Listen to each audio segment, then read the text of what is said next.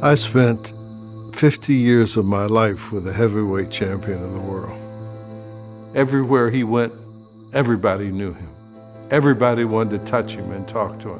While the president of the United States or the president of Russia was trying to get his attention, he was picking up a baby or a young person and touching them and talking to them and empathizing with them. That's what made him a great champion. Environmental justice is the same exact thing. You have to take care of the people who don't have the power to take care of themselves. You have to represent them in halls that they sometimes are not represented in. Because if you don't do that, you're not really on a life mission that is worthwhile.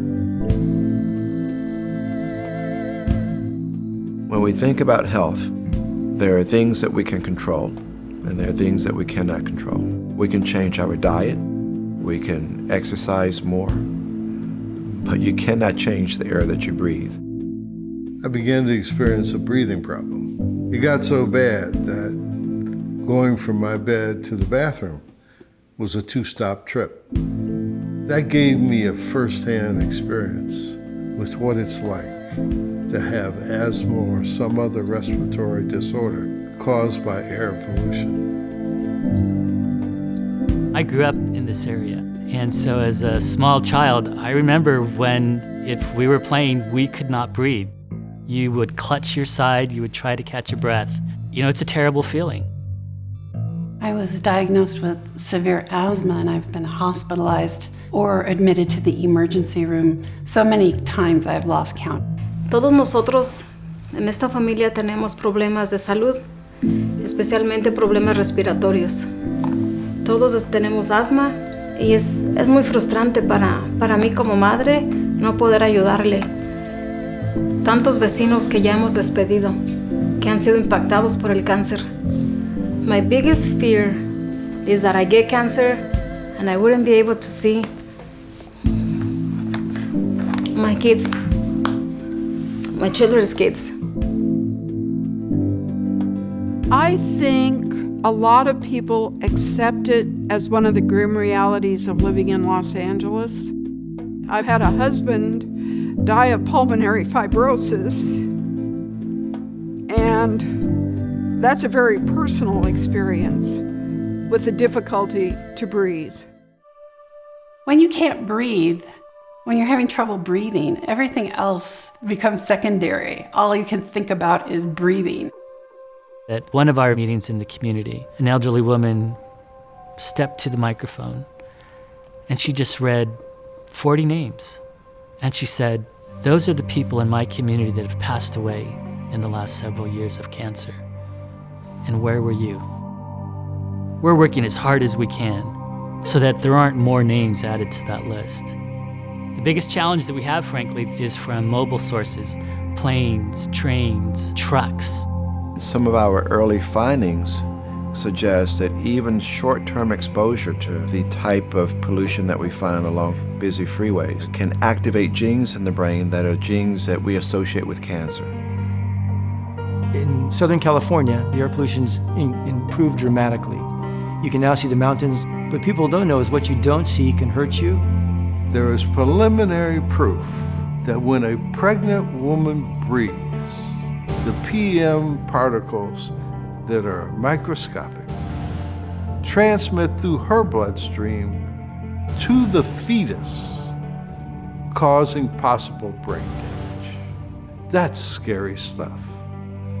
Can't let that happen. Last summer, there were so many unhealthful air days, just a string in a row. I was staying at home trying to protect my airways, and I still got really sick, and I ended up hospitalized for 3 days. Sometimes people say, well, it used to be so much worse, now isn't it good enough? But when people are still struggling like my mom is, when we still have some of the worst air quality in the nation, and when people are dying because of the poor air quality, it's not good enough yet. Once you realize the impacts of these mobile sources, If they're not electric, they're emitting toxic gases. You just can't sit there idle. You've got to take action.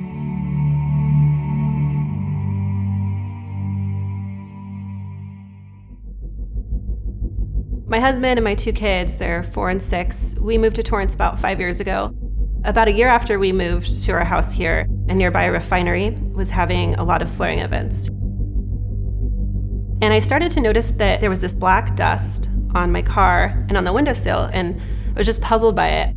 I kind of started paying more attention and realizing that the dust was coming at the same time of the flaring, and the kids were coughing more often, and when they would get sick, we'd have to have inhalers prescribed to us.